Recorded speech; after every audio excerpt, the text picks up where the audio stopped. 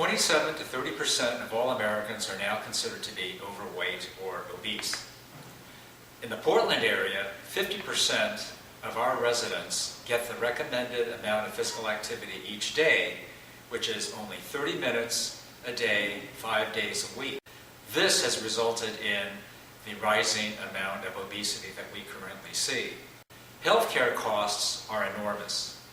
At this point, $2,800 per individual per year is the amount that we pay to cover the costs of obesity-related problems.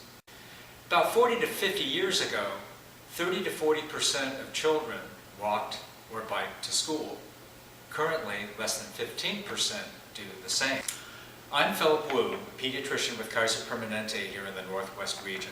I'm also a board member of the West Side Transportation Alliance and an advocate for community health within Kaiser Permanente. As a healthcare practitioner, I'm very concerned about the obesity epidemic that's affecting both adults and children.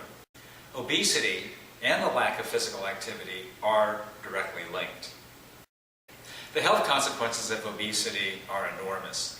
Diabetes, cardiovascular disease, including hypertension, various forms of cancer, and mental health problems are just a few that come to mind. Obese individuals have 30% higher average annual health care costs than the non-obese. And absenteeism due to obesity-related medical problems costs somewhere between $3 and $6 billion a year annually. This is an impact on business which is ultimately unsustainable if we are going to be economically competitive with other countries around the world. Transportation is one of the key activities of daily life, and if possible, it would be great to be able to include physical activity in one of these things that everyone must do when they are going to and from work. We've basically planned and developed our cities and neighborhoods in a way that requires individuals to use some form of private motorized vehicle to make those journeys. The increasing numbers of private motorized vehicles is also an environmental burden because of carbon dioxide emissions.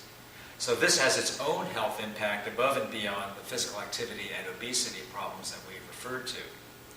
Public transportation mitigates CO2 emissions by reducing vehicle miles traveled and by encouraging people to walk to and from transit stations. So how do we get people moving again? How do we increase physical activity?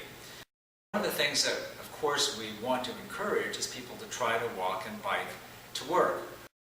Any reduction that we can successfully make in reducing automobile trips is a direction in the positive.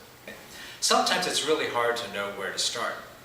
One thing you can do is contact the West Side Transportation Alliance, and the WTA can help you think of ways to start reducing your automobile trips and becoming more active on foot or on bicycle. The WTA works with companies in our area to increase commuting by foot or bicycle or public transit. Make a personal commitment and contact the WTA to get started.